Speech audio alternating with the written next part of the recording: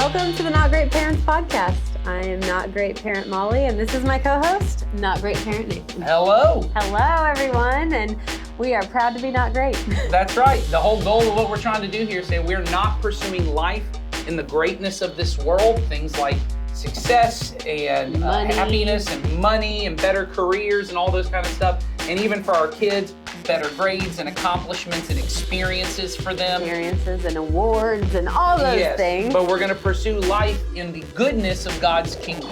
And that is everything from the fruit of the Spirit of love, joy, peace, patience, kindness, all those good things, right? Or just the self-sacrificial love of Jesus. We want to pursue that, which often means we're going to have to give up some of the greatness of the world so that we can pursue that. And when it comes to our kids, we're going to have to lean more on the goodness of God than the greatness of this world. Yeah.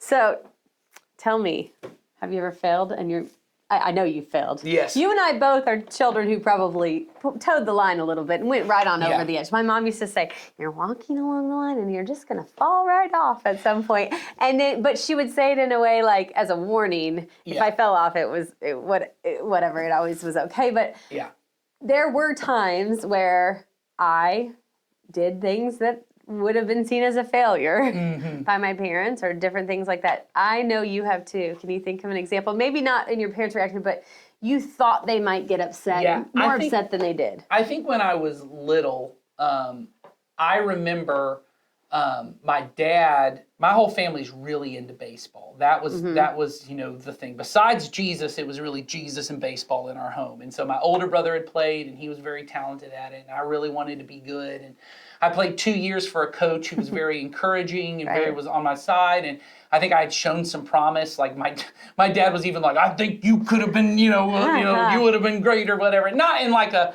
trying to build me up kind of way. Yes. But your potential. Yes. I remember I had a really bad year. I played fall ball when I was 9 years old for a coach who just was, he was more stick than carrot, right? There was a lot more, you're not getting this out. There was no reward. You're not doing this right. And I just hated it. And I remember being so afraid to tell my dad, I don't want to play baseball ever again. Right. I'm done with this. I want to pursue this other stuff.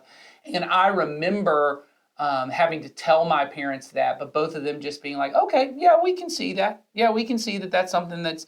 And you probably were fretting about telling them. Oh, absolutely. I remember just being terrified that they're going to feel like this was, just the worst decision I could make. Now, that was really a small thing. There were other things in life that I had tried to hide that were kind of more moral failure kind of stuff, things that I was afraid to tell my parents of.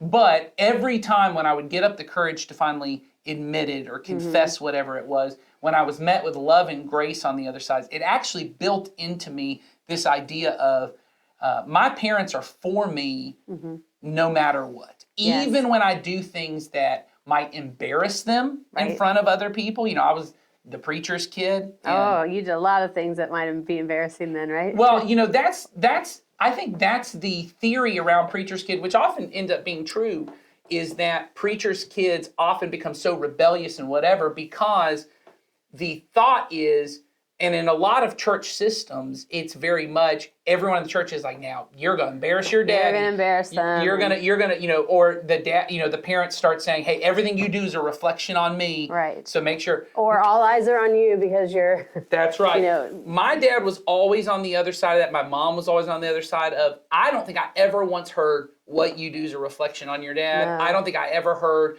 people expect more out of you because you're the preacher's kid. All those kind of things. Now, I do think some other people in the church said similar things, but never from my parents. Right. And I always knew, no matter what I did, even when I messed things up, even when I did things and I behaved ways at the church that other teachers and people had to get on to me for, right? And my parents would back up those teachers. Right. Yep, you can't act that way. Yep, you can't do that thing. I never felt like my parents were embarrassed by me. Right. And so I think that's a different level of kind of thing. And I think when you're in a world, getting back to good, not great, where you're pursuing greatness, those things, those embarrassments and those things tend to be bigger than when you're pursuing goodness. And I think what ends up happening is if we're not careful as parents, we will really start to create in our kids this fear that, well, my parents love me as long as X, Y, and Z. Or my parents love me, But yes, or they love me when, yes. and that there's some condition within the way that we're loved. And we're going to talk about in this episode about our family being a training ground. Yeah. Our homes being the training ground for learning how to love and be in relationship with other people. That's right. And I think in particular, when it comes to eventually being able to attach, having this ability to fail well, most of us think that our job in the home is to train our kids to succeed in life. So I want to give them all the skills they need to, make good grades so they can get a good job and go to a good college. Or, if I want them to have that athletic experience, I want to get them in baseball young and I want to teach them how to do this and get them the coach they need and get the preparation or, give them singing lessons or whatever the thing is. We think that's our job as parents, is to help them succeed. I want to suggest that maybe what our job, in order to help our kids form secure attachments, right? That really the best thing we do is teach our kids how to fail. Teach our kids how to mess up, make mistakes, and even when they sin, I'm not saying we're supposed to teach our kids how to sin, but that when they sin, because it's inevitable, they're going to do it, how to confess that sin, how to do that in a loving way that they know when I'm open and honest and vulnerable, these people will love me and accept me. Exactly, for who I am. So that when they are adults and they're no longer coming to their mother or father to say, hey, I'm 35, but I got to confess this sin to you. Right. That they would maybe do that with other brothers and sisters in Christ in their church, that they would be able to be vulnerable and open so they can continue their growth in the kingdom. Right. And then as they have their own children, they have those healthy attachments and relationships with their children to help continue to grow the kingdom.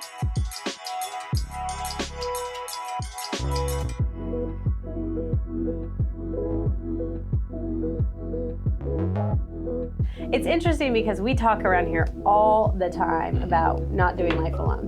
Right. So there are people who say, I don't like peopling, I don't like people, I don't this, I don't like that. We all need attachment. Oh, yes. And so even if you're the most introverted person, you still need attachment and acceptance and love from people. It doesn't mean you need it from everybody are in the same way, but we all need that. And so I think, people sometimes say, oh, I don't need that. And they kind of write it off. But the reality is that everybody does. And and that comes from early days. And it's designed by God. I mean, it's also, we are talking about the family being this training ground for, life in the kingdom of God. That's and right. So he says, we're not doing life alone. And that includes this practice of attachment. So. Well, I think in particular, when you talk about, I think we said in the first couple of episodes, the family is the model really for the church of this, that I'm supposed to experience what it's like so that when I'm an adult,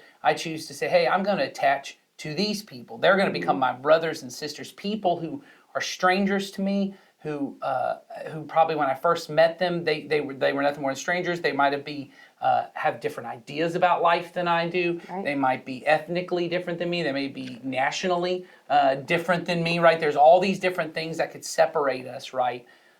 But somehow I'm going to attach to them and trust my life to them, trust the most vulnerable parts of my life to them. We just recently had a seminar at our church for people when it comes to finances, and we're trying to help people, and they were talking about that really what it really takes for a person to find financial freedom is to be able to be vulnerable enough to let someone into your finances to see what's going on. Right. And see the mess of it, see whatever it is.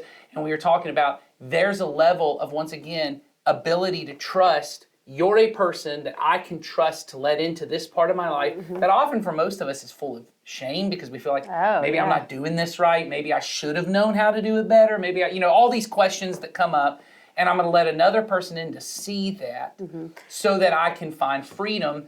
And what we believe is freedom in Jesus. That Jesus cares about your financial freedom, but also your emotional freedom, your mental freedom, all different aspects. But that requires me to be at a place where I can really trust, hey, these people, they're for me. But as you said, that begins, it begins in the home. Right. Yeah, I mean, absolutely. And we say it about Jesus too. Jesus is for me. And we say it around here too. Jesus is for you, and he only wants good in your life. That's right. He has set that example, and we as parents should set that example in our own homes with our children. That's right. Well, and if you think about it in that terms, when I was first describing what the purpose of secure attachment, that I would know this person's for me. They do anything for me. They don't want anything from me. They just want to give to me. They want to. They would be self-sacrificial. All of those things are characteristics of God. Right. Right. And that's the purpose is the parent is really to be, once again, this model to the child of what God's love is like. Exactly. That I don't want anything from you. And I want to say this as we kind of move forward. That doesn't mean that I don't ever correct your behavior. No. Or I don't ever put boundaries. We've talked on here about discipline and boundaries and all those kind of difficult truths to your children, and Right. Boundaries is huge. Yes, well, because God gave the children of Israel the law. And through Jesus, he gave us the Sermon on the Mount. He said, this is the best way for you to live because I love you. And this isn't something I want from you. In fact, it was the enemy, it was the Satan, the serpent, when he came into the garden and says, hey, do you know the reason God gave you that rule about the tree? It's because God's trying to keep something good from you. Right. Right? Which is what every teenager at some point thinks is all my parents care about. Is me not having fun Yes. and doing what they want me to do. Yes. And the parent is like, no, I'm trying to keep you safe. I'm trying to keep you from making a bad decision that can wreck something in your future. I'm trying to X, Y, Z, right? And so my job as the parent, it's not that I never put boundaries, it's not that I never do, but I always do so in such a way that what I'm doing is for your good, not for my good. That I'm doing this for your good. And so that's really kind of the idea of what we want to talk about, is this idea that the point of the family, one of the things the family does for our children in preparing them for life in the kingdom is helping them to understand, almost to get this picture in their head that what relationships are for Right. is for this kind of secure attachment where I can be vulnerable, right? Yeah. I can be open and honest, and what I won't receive rejection or judgment or condemnation. What I will receive on the other side is someone who loves me and will support me And is for me. and is for me.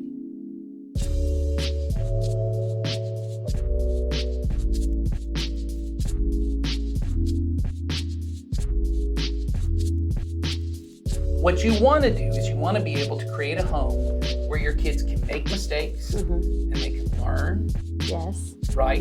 And that they can do this. Now, that requires a couple of different things, and we're going to talk about this in future episodes of how do I have expectations? Right. Not drop, because We're not saying it's a free-for-all, everybody does their own thing. well, the truth is my kid can't learn to make mistakes if nothing's ever a mistake. True. Because I see a lot of And parents, my kid can't learn if I don't ever address what is truly a mistake. well, that's what I mean is there are parents who I think, once again, insecure attachment on their part. I grew up in a home that I felt like was too controlling, too image conscious, too whatever. Like, So we're not gonna have any of those things at our house. so what I'll do is I don't ever want to correct my kid because I don't want them to ever think that I don't accept them. Well, that's not acceptance. That's nonsense. There you go. It's not acceptance. It's nonsense. Nonsense. It doesn't make sense because your kid knows I'm not perfect. I make Right. mistakes, but for some reason they keep telling me, so they're just lying to me. Nothing is ever Which true. is a whole nother thing. Which is a whole other thing. So in order for my kid to know I accept them when they make mistakes, they have to know I think they make mistakes. So this is what happens. As your kid gets older, I have these expectations. We'll talk about that in a future episode. But then when they make a mistake, I go, hey, everyone makes mistakes. Would you like help to figure out how to do that better? Instead of me coming in and going, you're not allowed to do it that way. I come in alongside and I go, would you like some help? That's one thing it has taken me a long time to even identify I need to do. I'm not doing it well. I'm at the, hey, I probably should try and figure out how to do this with my kids. But with my oldest daughter, instead of coming in and going, why'd you do it like that? Yes. What? Hey, this is the way you're supposed to do it. Or, how have I taught you to do that? Right. How did I blah, blah, blah, Didn't blah? we talk about this? Yes. Instead, I come alongside and I say, oh, hey, I noticed this or I noticed that, Right.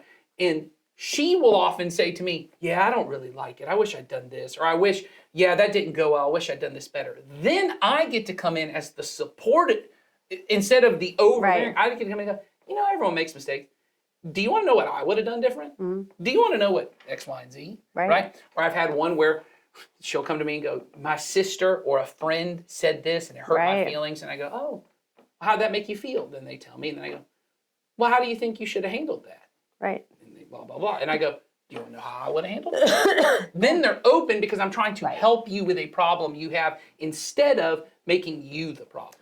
Well, as soon as you make them the problem, they feel all the things. They feel unloved. They feel unaccepted. They feel like they're the problem. They feel they're immediately defensive, and Right. it already has cut into the relationship and the attachment.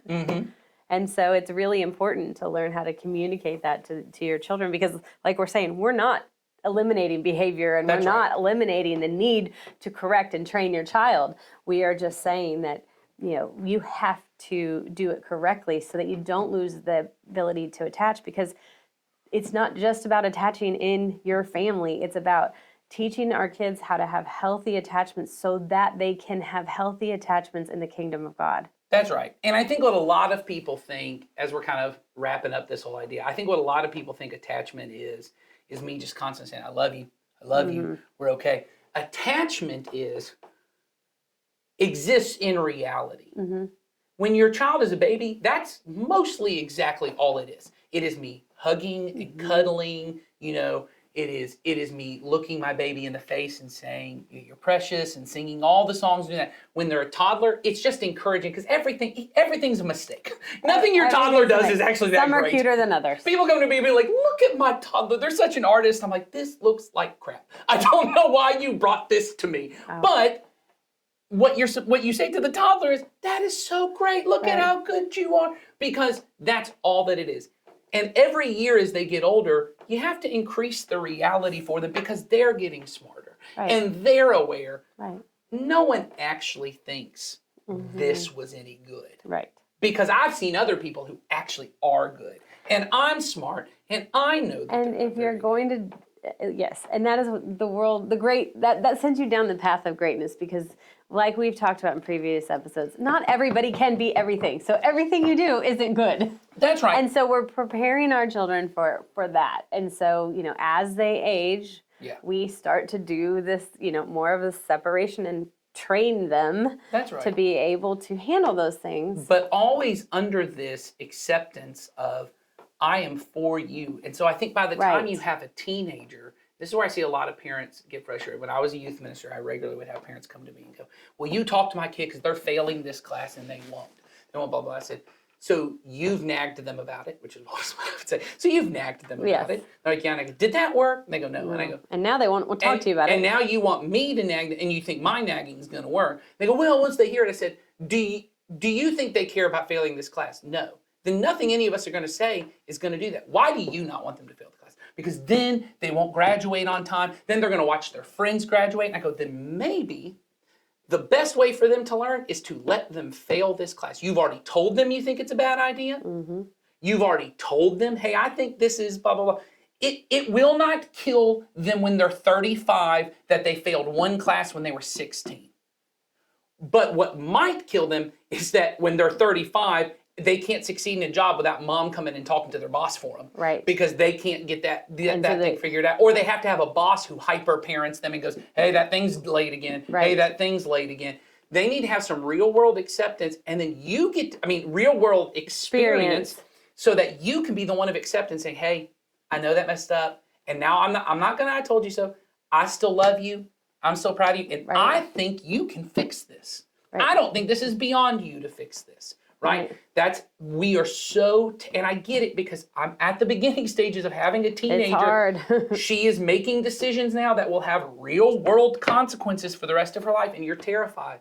But part of giving her confidence is for her to know, even when you make a bad decision, we can come around this. And if you get people around you that you will tell the truth about the bad decision you made, do this, they can come in and help you, because long term, that's the way it works. Because otherwise, they end up in a place where they're in a marriage and the marriage is rocky, but they can't tell anyone their marriage is rocky because they've been told, no.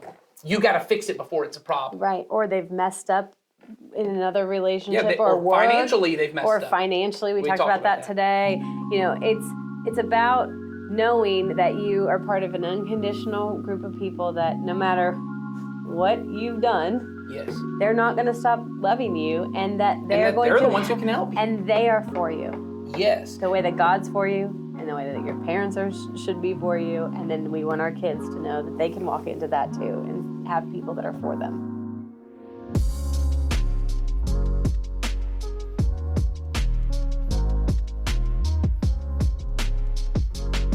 We've kind of talked about it already. I remember last time I was here, we talked about emotions, but it really comes down to learning how to hold a space in your home where these things aren't scary, they're not dismissed, and they're not punished and criticized at the same time. It's, and I know there's extremes on every side of, what do I do when my kid, especially when they're really, really little, when they come running, I don't want them to be too attached to me.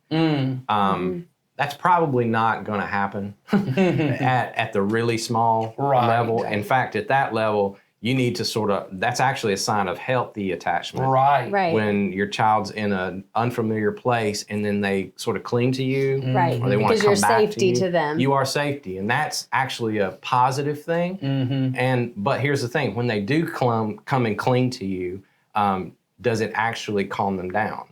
Oh. If it does, then that's a sign that they are securely attached. If they continue and it's not helping, that's a sign something might be needed to be addressed. But so allowing your child to have that safety and security that they know that mom, dad is there and they're the place where I can go when I'm dysregulated and I need some help. But at the same time, not just allowing them to cling to you without any kind of autonomy or independence. Yeah, I think we talked about that a little bit. We were talking about, when you take your child to the park or to a play date for the first time or whatever, and they kind of, you're in their eye. They know need to it. see you. They see you. They know you're there.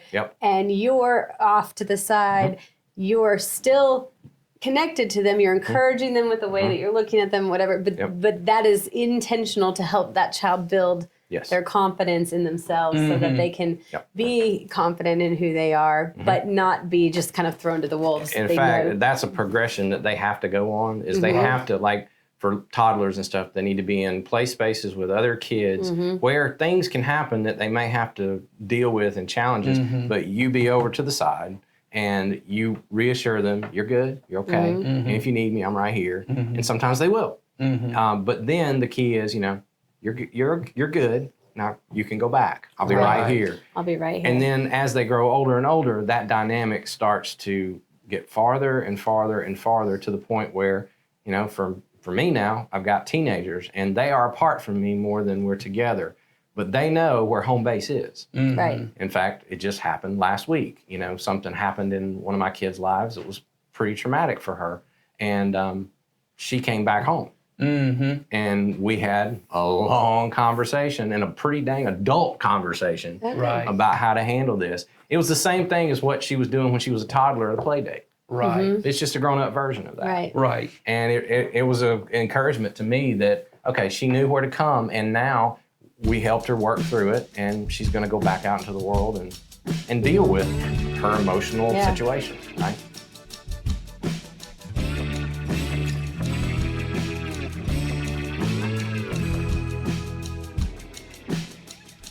We've now gone down this road. In the 70s, we started this whole self-esteem psychology, which was all the research said that kids with high self-esteem made good grades. So what we started doing was we started telling them, you're great, you're great, you're great. What it turns out is that self-esteem is a result, not a cause of good grades. What that means is I have high self-esteem when I make a good grades. Having high self-esteem does not make me make good grades. Right, it's the opposite. What happens is I've been told my whole life, you're special, you're important, you can do anything, but I've never had to prove that. So what happens is I have a lot of anxiety and a lot of depression around myself because I go, man, everyone thinks I have all this potential and I stink. I'm not good at anything. Everyone keeps telling me I'm good, but man, I don't I can't do anything. I know all my flaws, and I can't tell anyone my flaws, because then guess what? And this is what we call the millennial generation. Right. This was our entire life, was we were told we're the greatest and the best. And, people make fun of the participation trophies, but the parents were the ones who gave us the participation trophies. They were the ones who told us it's not okay to lose. It's not okay to be bad. So because that's in an effort to tell us it's okay to lose. What you actually told us was it's not okay to lose. Right. That everyone needs a trophy, and if you don't have a trophy, you're bad. And so what ends up happening is we continue these kind of things. Our efforts to try and make our kids feel confident, it's actually teaching them it's not okay to fail. It's not okay to lose. And if you mess things up, there ain't no way back from it. Right. And, which is the opposite of Jesus. And it's the opposite. I really do hope that every parent, none of us want our kids to think that. It's just what we're doing is often messing that up. And then our kids feel like, well, I can't tell them this. I can't do this because I don't want to let them down. I don't want to have all those things happen.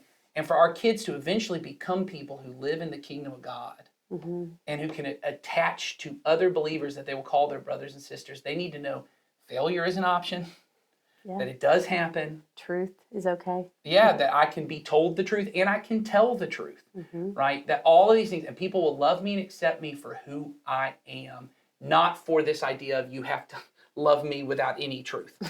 Because when most people say you have to love me for who I am, what they mean is don't ever tell me the truth. Just whatever I do, you have to tell me it's great. Not love. What loving me for who I am is to say what you did was hurtful and wrong, but I'm not leaving you.